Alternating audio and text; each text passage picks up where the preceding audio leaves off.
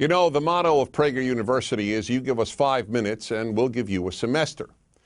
Well, I took many semesters on the question of the Middle East conflict. I was at the Middle East Institute, in fact, at Columbia University. That's where I did my graduate work.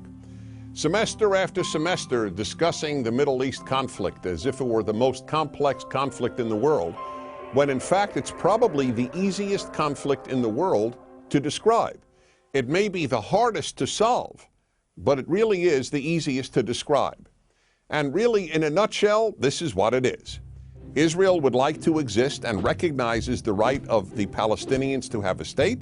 The Palestinians, however, and many other Muslims and Arabs, do not recognize the right of a Jewish state of Israel to exist. Every poll among Palestinians shows that the majority of Palestinians want there to be no Jewish state of Israel, doesn't believe that it should exist or had any basis for being. And this has been true since 1948, when the British left and the UN established a division. Palestine will be cut in half, a Jewish half and an Arab half. The Jews accepted it, the Arabs didn't accept it, and what happened the moment it was announced? Arab armies, about 7 Arab armies, attacked the Jewish state in order to destroy it. To everybody's surprise, the little Jewish state survived, and that was pretty much it. And then it happened again in 1967 when the dictator of Egypt, Gamal Abdel Nasser, said we are now going to extinguish the Jewish state of Israel. And Jordan joined him and Syria joined him, but Israel attacked first, and so Israel survived. And that is how Israel, and only that way, came to occupy what was called the West Bank of Jordan, where many Palestinians lived, because many Palestinians lived in that part of Jordan. So the war was over in '67, and what did the Arabs do? The Arab states all went to Khartoum, Sudan, and announced no recognition, no peace, and no negotiations. The 3 famous no's. What was Israel supposed to do?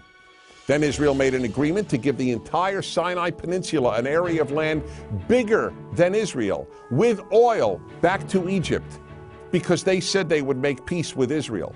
Israel gives territory back for peace, and it will always do that.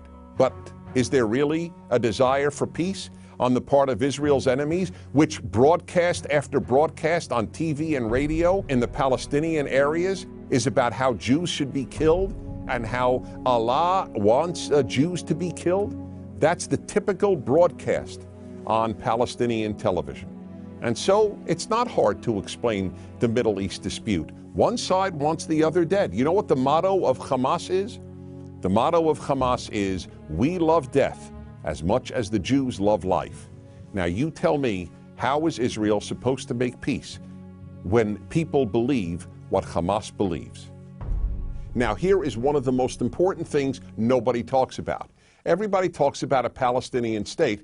Why didn't anybody talk about a Palestinian state while the Palestinians lived under Jordanian rule? Because the truth is, people started talking about a Palestinian state once the Palestinians were under Israeli rule, because it was always a way to destroy the Jewish state of Israel. And I say Jewish state because that's what it is. There are many, many Arab states, but there's only one Jewish state. It is about the size of New Jersey. In fact, Israel is the size of El Salvador. El Salvador. And yet, if a Martian came to the earth and they visited the United Nations, or they read the world's newspapers or watched world television, they would believe that the biggest problem on earth is a state the size of New Jersey and El Salvador, this state of Israel. This preoccupation with a little democratic, humane state is absolutely irrational. And here's another question to be asked. If Israel tomorrow put down its arms and said, we will fight no more, what would happen? If the Arab countries around Israel said, we will fight no more, we put down our arms, what would happen? In the first case, there would be an immediate destruction of the state of Israel, with mass murder of the Jews of Israel. In the second scenario I presented, where the Arabs put down their arms and said, we just want peace, there would be peace the next Wednesday. The fact is, as I said at the outset, it is a very simple problem to describe. One side wants the other dead.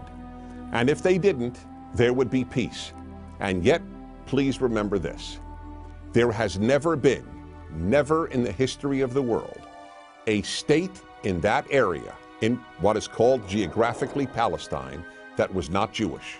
Israel is the third autonomous Jewish state to exist in that area. There was never an autonomous Arab state. There was never an autonomous Muslim state. There was never an autonomous any other state.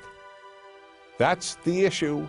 Why can't a little state the size of El Salvador that calls itself Israel be allowed to exist? That, in a nutshell, is the Middle East problem. I'm Dennis Prager.